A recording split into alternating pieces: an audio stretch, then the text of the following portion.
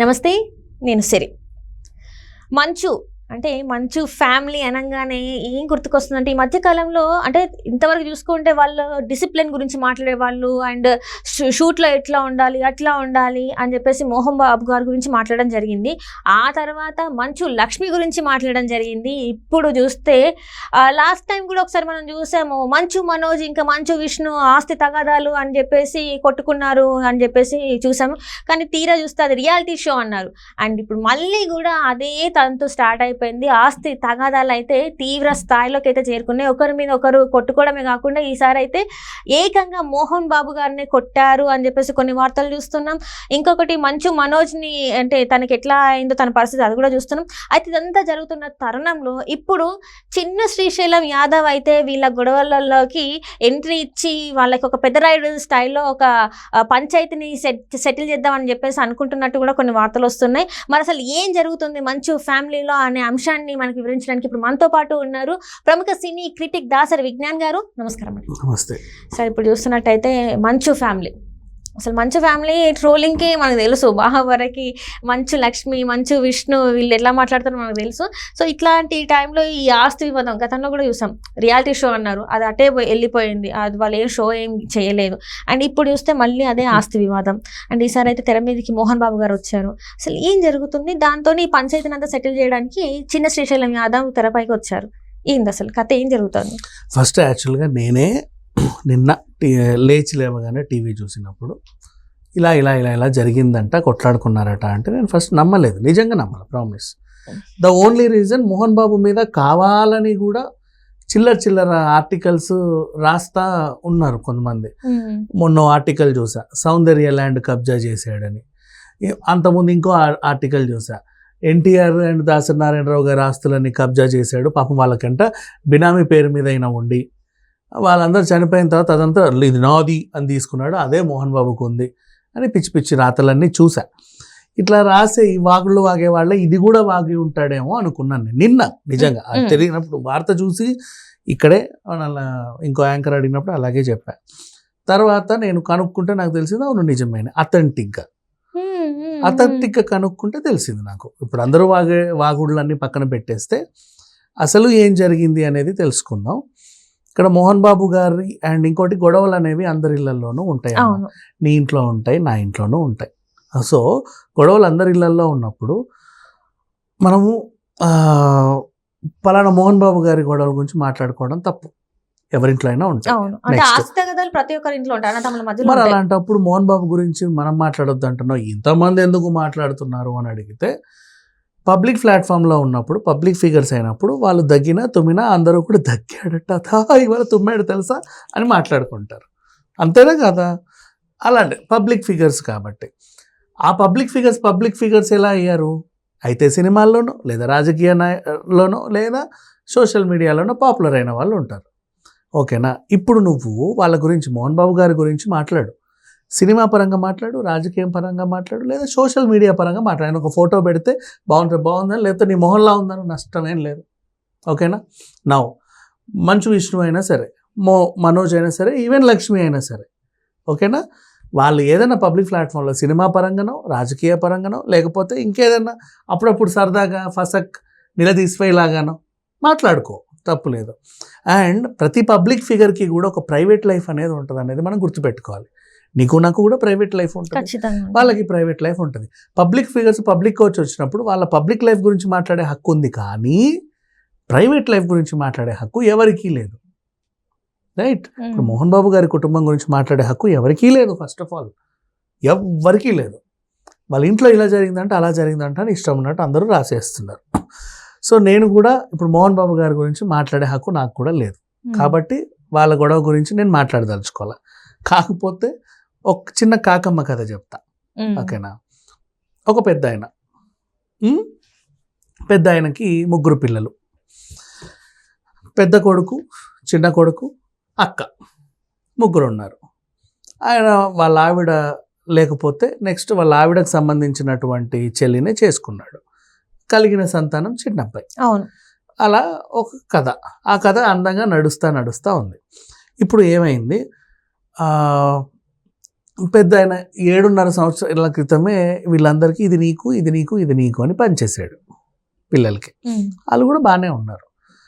And అలాగే పెద్ద కొడుక్కి పెళ్లి చేశారు, ఒక మంచి సంబంధం తెచ్చి. అప్పుడు ఆ ఇంటి కోడలు ఏ ఇంటి నుంచి వచ్చిందో ఆ ఇల్లు రాజకీయంగా బాగా పరపతి ఉన్న కుటుంబం. ఆ కథలో ఒక గొప్పింటి పెళ్లి నుంచి చెందినటువంటి అమ్మాయి.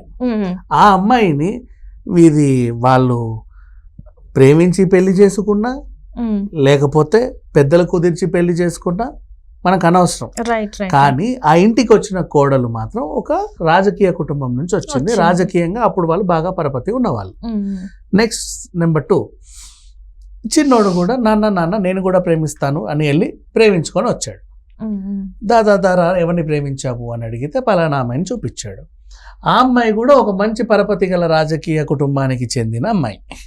కాకపోతే ఇక్కడ విచిత్రం ఏంటంటే, విచిత్రమో విజయమో విడ్డూరమో, ఈయన తెచ్చుకున్న కోడలుకి చెందినటువంటి పార్టీ, ఆయన ప్రేమించున్నటువంటి ప్రేయసికి చెందినటువంటి పార్టీ విరోధులు. మామూలు విరోధి కాదు, అది మహావిరోధులు. కాబట్టి వీళ్ళు పైగా పెద్ద ఆయనకి ఏంటంటే కులము గోత్రము కట్టుబాట్లు పద్ధతి పాడు ఇవన్నీ ఉంటాయి. కొంచెం ఫ్యూడల్ టైప్ అప్పటి నుంచి ఉన్నారు కాబట్టి వాళ్ళకి పద్ధతులు అంటే పక్కాగా ఉండాలి.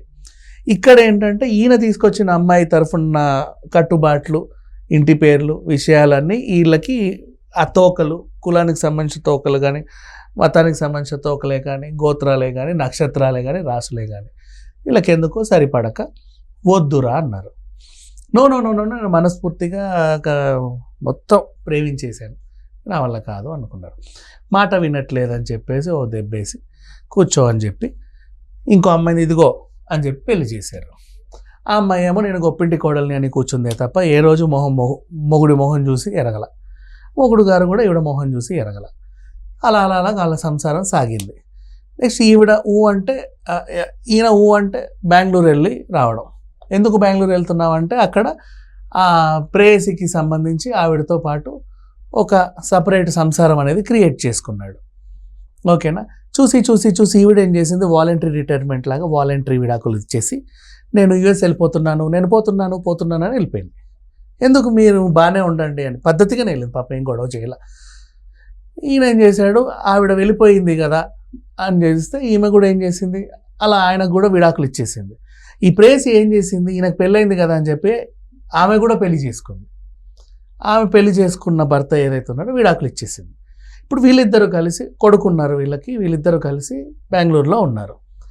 7 ఏళ్ల క్రితం ఆస్తి పంపకాల 7 ఏళ్ళుగా వీళ్ళకి మాటలు పడట్ల.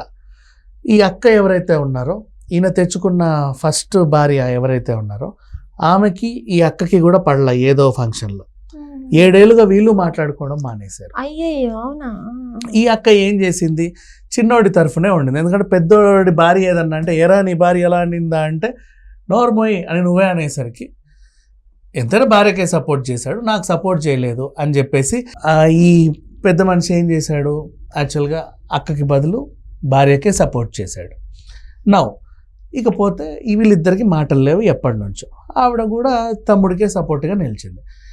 ఈ తమ్ముడు ప్రేమ అమ్మాయితో వివాహం చేసుకోవాలి అనుకున్నాడు. ఇకపోతే ఈ వివాహం అక్క దగ్గరుండి జరిపించాలనుకుంది. ఈ వివాహం ఆయనకు నచ్చలేదు, నాన్నకు నచ్చలేదు, పైగా ఆ పెద్ద అబ్బాయికి కూడా నచ్చలేదు. అయినా సరే మన ఇంటి మన కొడుకు ప్రతి దాంట్లోనూ వద్దు అంటుంటే కావాలనే దూరం చేస్తున్నారని వాడు ఇంకో రకంగా హర్ట్ అవుతాడు. సర్ది చెప్పి అక్క దగ్గరుండి అందరినీ పిలిచి చక్కగా పెళ్లి చేసింది. ఈ పెళ్లికి ఇప్పుడు యాక్చువల్గా ఈవిడ వేరే పార్టీకి చెందినటువంటి అమ్మాయి. ఆ పార్టీ వాళ్ళు వచ్చినప్పటికీ కూడా ఈయన ఇంటి కోడలైన వేరే పార్టీ అమ్మాయి ఉందా, ఆ పార్టీకి సంబంధించిన పెద్ద ఆవిడ కూడా వచ్చింది. బాగానే ఉన్నారు, ప్రాబ్లం ఏం లేదు. చాలా నీట్గా చక్కగా పెళ్ళి అన్ని ఫంక్షన్లు చేసుకొని షూటింగ్లు తర్వాత ఏంటి హల్దీలు మెహందీలు అన్నీ చేసుకొని చక్కగా పద్ధతిగానే కొనసాగింది. వాళ్ళు కూడా అలా వచ్చి అలా వెళ్ళారు అంటే ఇలా వచ్చి అలా వెళ్ళాడు అని తర్వాత అన్నారు. కానీ ఒక వీడియో రిలీజ్ చేసిన తర్వాత అందరికీ తెలిసింది లేదు వీళ్ళు ముందు నుంచి ఉన్నారు అని. కానీ మాటలు లేవు యాక్చువల్గా చెప్పండి తెర వెనుక. ఇక ఎవరి పనిలో వాళ్ళు ఉన్నారు.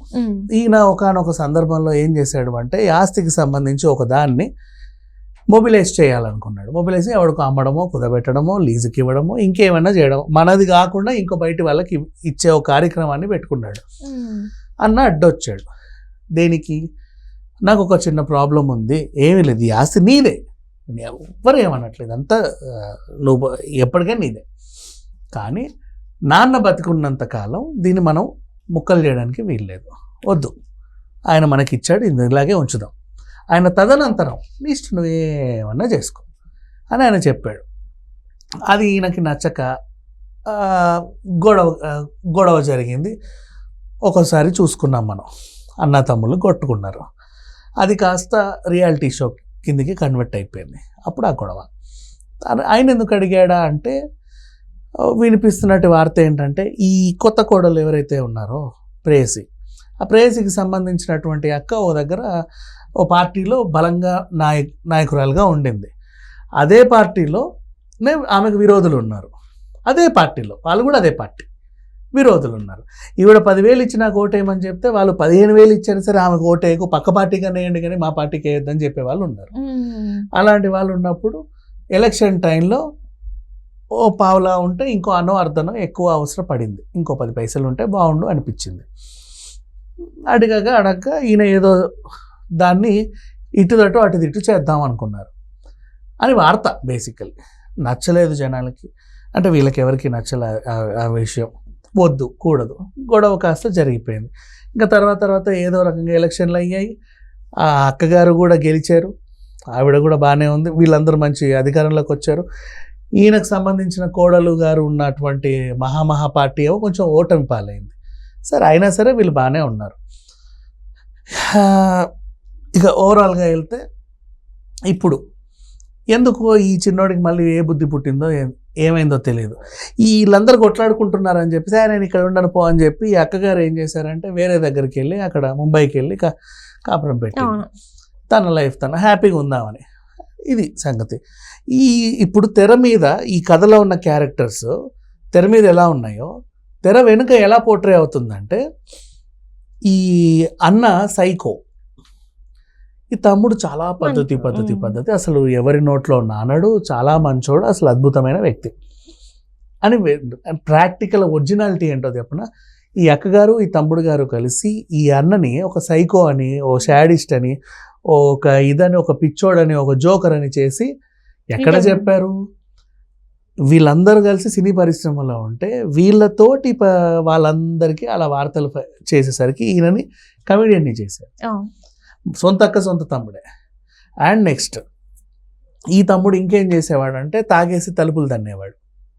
ఆయన తన్నిచ్చేవాడు కాదు, తాగే అలవాటు ఎవరికైనా ఉంటుంది, కానీ తాగెళ్ళి తలుపులు తంతాడు. ఇది నాది అది నాది, అక్కడ ఉన్న వాళ్ళ వర్కర్లను కొట్టేవాడు, ఇష్టం ఉన్నట్టు గొడవ పడేవాడు. ప్రతిసారి చాలాసార్లు జరిగింది ఇలా, ఒకసారిగా 2 సార్లు కాదు. తెర మీద మాత్రం ఈయన చాలా ఇలా ఉంటాడు. అంటే ఎవరికైనా కష్టం వస్తే ఈయన ముందుండి హెల్ప్ చేస్తారు అన్నది కూడా కొన్ని వీడియోస్ లో మనం చూసాం కదా. అవన్నీ అందరికి సహాయం అయితే చేస్తాడు, చేయడానికి కాదు, ఎందుకంటే ఆ బ్లడ్ అలాంటిది. మోహన్ బాబు గారు కూడా